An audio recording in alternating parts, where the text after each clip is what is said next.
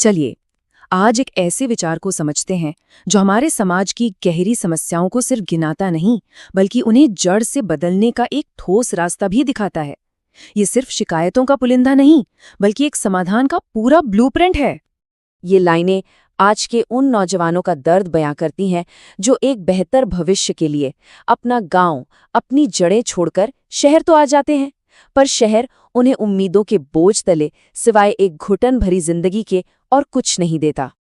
तो सवाल ये है कि आखिर ये घुटन है क्यों? चलिए, पहला हिस्सा इसी कड़वे सच को हमारे सामने रखता है और इसे समझना बहुत जरूरी है। जरा ये नंबर देखिए, ये एसएससी सीजीएल परीक्षा का आंकड़ा है। एक नौकरी और उसके लिए 193 लोग।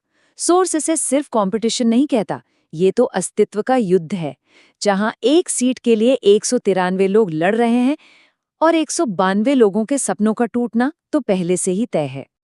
और यही वजह है इन खोखली डिग्रियों की, जहां एजुकेशन एक बिजनेस बन गई है। स्टूडेंट्स के पास कागज पर डिग्री तो है, लेकिन असल में आगे बढ़ने का कोई रास्ता, कोई दिशा नहीं है।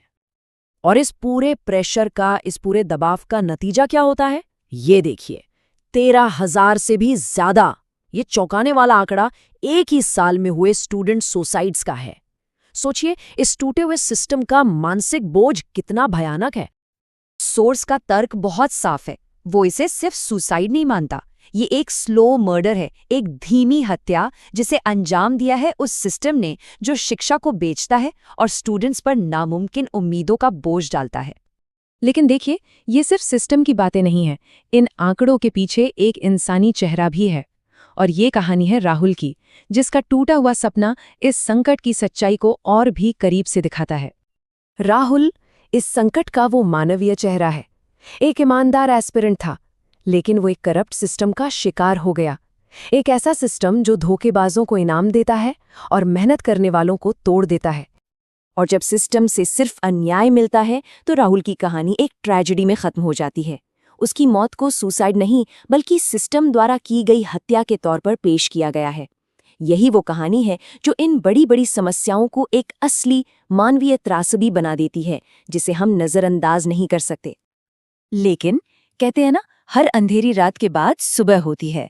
इसी त्रासदी से एक नया, एक जबरदस्त आइडिया जन्म लेता है और यहीं से शुरू होती है पंच समिति की कहानी। तो आखिर ये पंच समिति है क्या? सीधी भाषा में कहें तो ये गांव के 5 स्तंभों की एक कमिटी है। इसे एक आत्मनिर्भर सोशल और फाइनेंशियल सपोर्ट सिस्टम की तरह बनाया गया है, जो सरकार के फेल हो चुके ढांचों पर डिपेंडेंट नहीं है। आप इसे गांव का अपना सुप्रीम कोर्ट भी कह सकते हैं। ठीक है, कॉन्सेप्ट तो समझ आ गया, पर सवाल ये है कि ये मॉडल असल में जमीन पर काम कैसे करेगा। चलिए, इसके पूरे ब्लूप्रिंट को, इसके वर्किंग मॉडल को अच्छे से समझते हैं। तो देखिए, इस समिति की बनावट ही इसकी सबसे बड़ी ताकत है। इसमें है 5 स्तंभ। पहला, एक पढ़ा लिखा नौजवान जो सारे हिसाब किताब को ट्रांसपेरेंट रखेगा।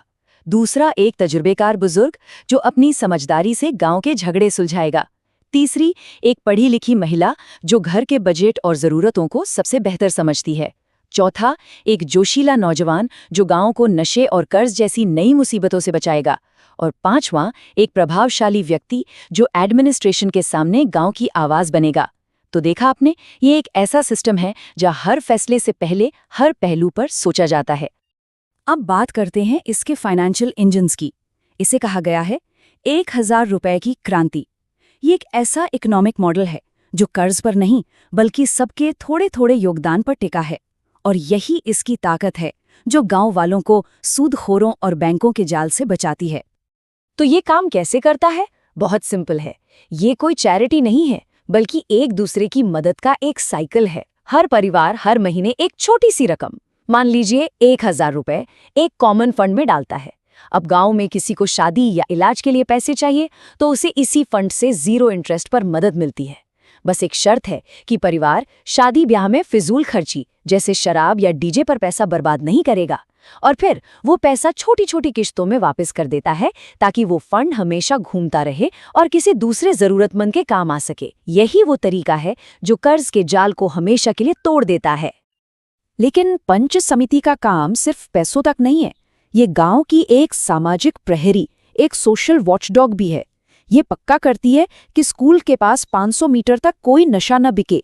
ये उस पुराने अधिकार को वापस लाती है कि अगर गांव का कोई बच्चा गलत रास्ते पर जा रहा है तो पूरा समाज उसे टोक सकता है, उसे सुधार सकता है। और तो और ये बिना सरकारी मदद के गांव के लिए मैरिज हॉल और प्लेग्राउंड जैसी चीजें भी बनाती हैं। मतलब ये गांव की नैतिक और सामाजिक रीढ़ की हड्डी है। अब आप सोच रहे होंगे कि ये तो एक गांव की बात है, लेकिन नहीं, ये मॉडल सिर्फ एक गांव के लिए नहीं है।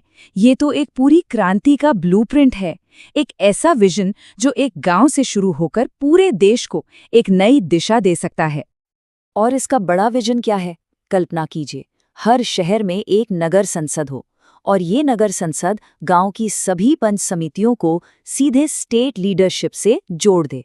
सोचिए, एक ऐसा सिस्टम जहां कोई बिचौलिया नहीं, कोई करप्शन नहीं, पावर सीधे गांव के हाथ में। और ये सिर्फ कोई हवाई सपना नहीं है, इसके पीछे ठोस आंकड़े हैं। ये मॉडल एक जबरदस्त इकोनॉमिक इंजन भी है। अंदाजा है कि ये हर ब्लॉक में कम से कम 200 सीधी नौकरियां पैदा कर सकता है। पूरे देश के हिसाब से देखें तो ये 13 लाख से ज्यादा डायरेक्ट जॉब्स हुई और करीब 66 लाख से ज्यादा नौजवान खेलकूद जैसी अच्छी एक्टिविटी से जुड़ेंगे। तो आखिर में ये पूरा विचार हमें एक सवाल पर लाकर छोड़ देता है। फैसला हमारा है कि हम सिर्फ आईना देखकर सिस्टम को कोसते रहेंगे या फिर खुद वो आईना बनेंगे जो समाज को एक नई राह दिखाए। फैसला हमारा है।